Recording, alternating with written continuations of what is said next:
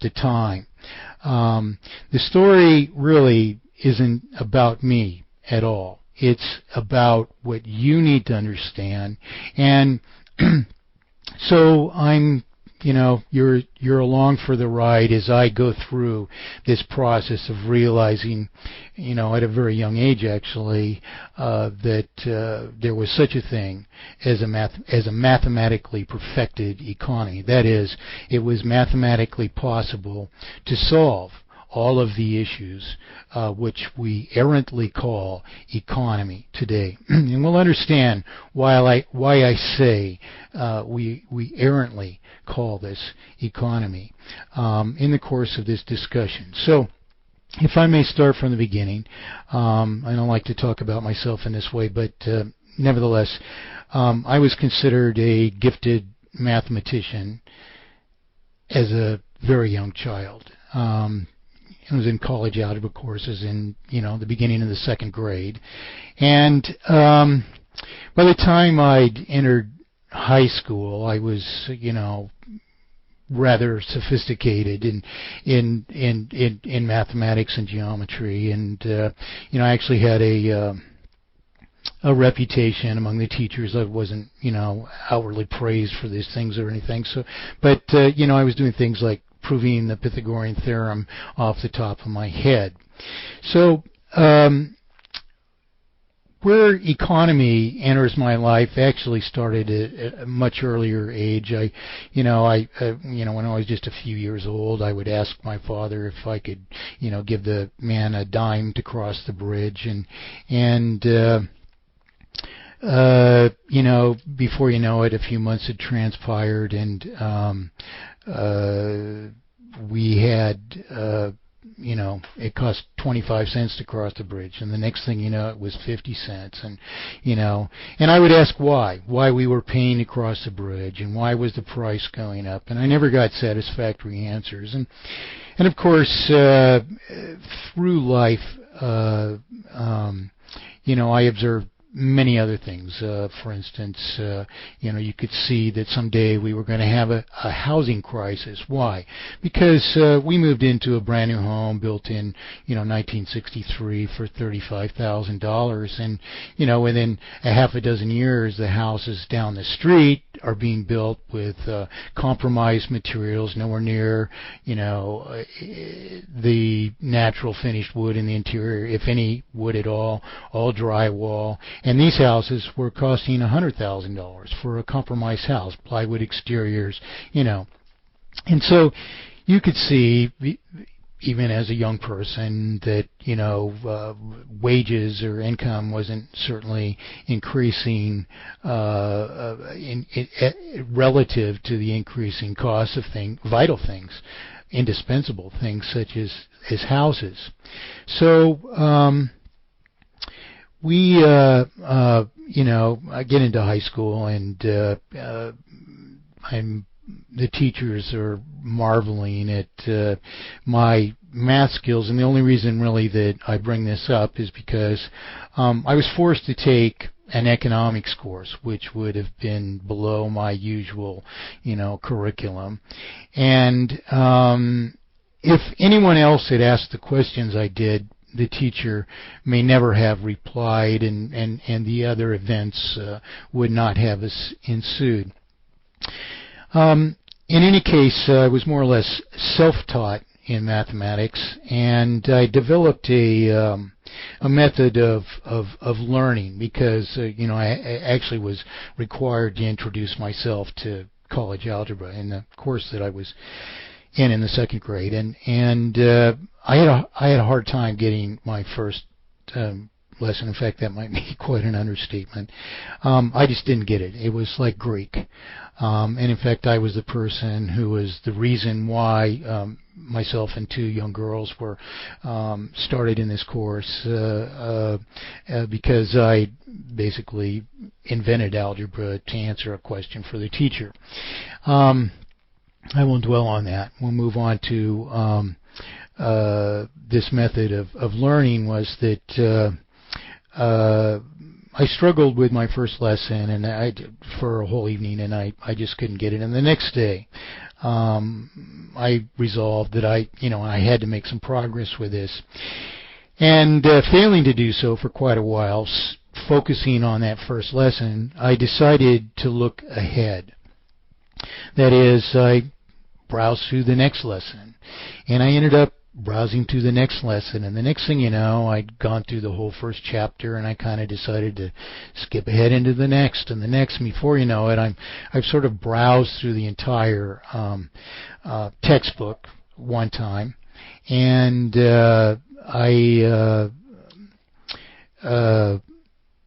suddenly an idea of where all this was headed and how it was all built and what were the things that I didn't understand.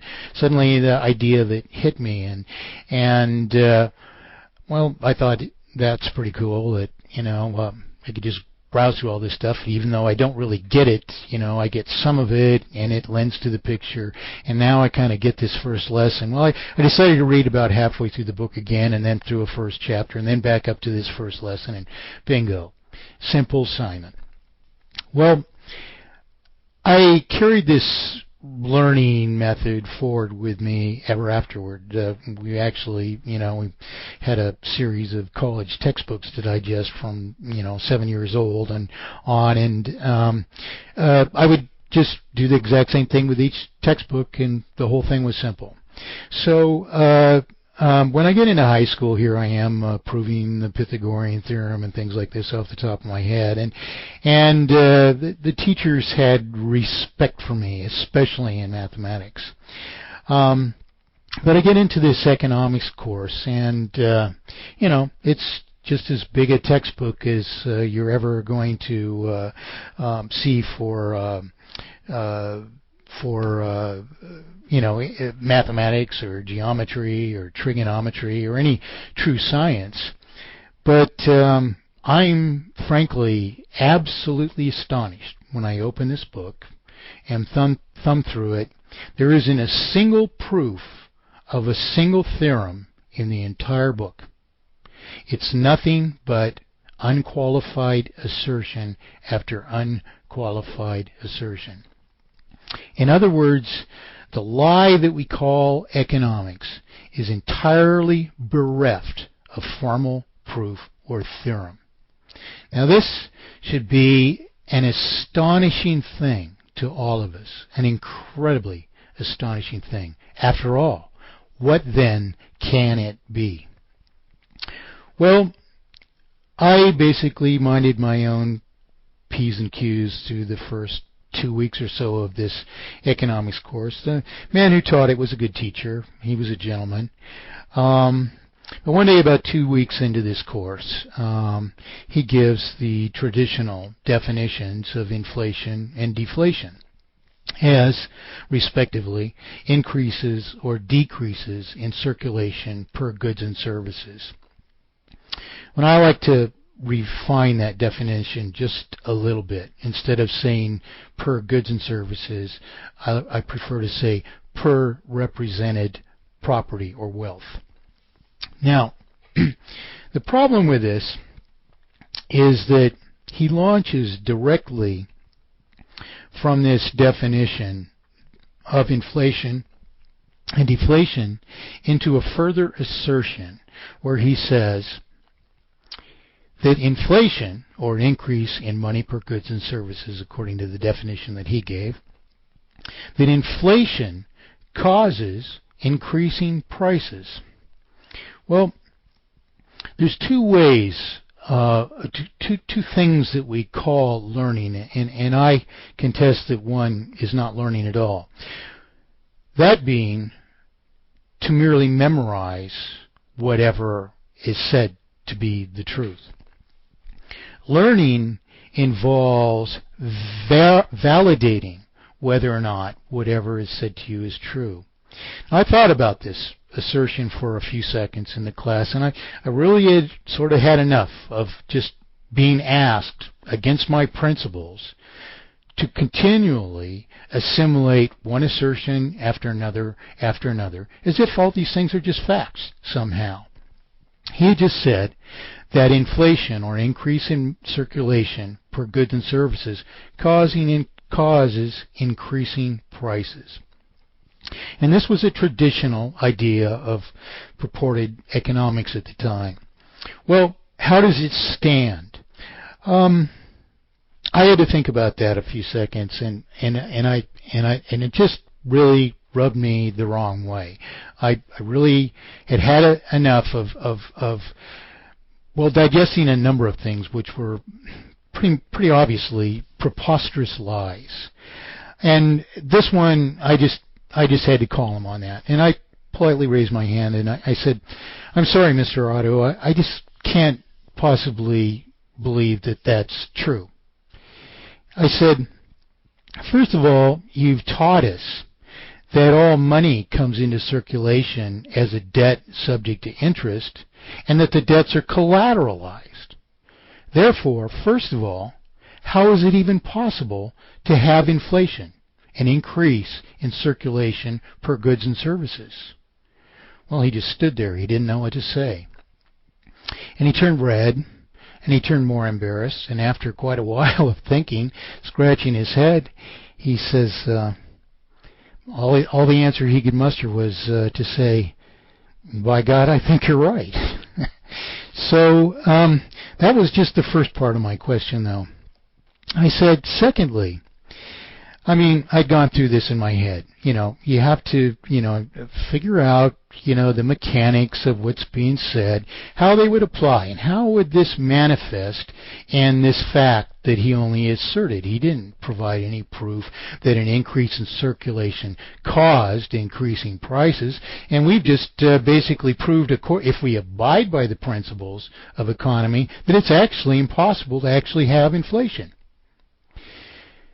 So, going through this in my head, I realized there's no way. There's no way that this, even if we did suffer this purported inflation, that it caused increasing prices itself.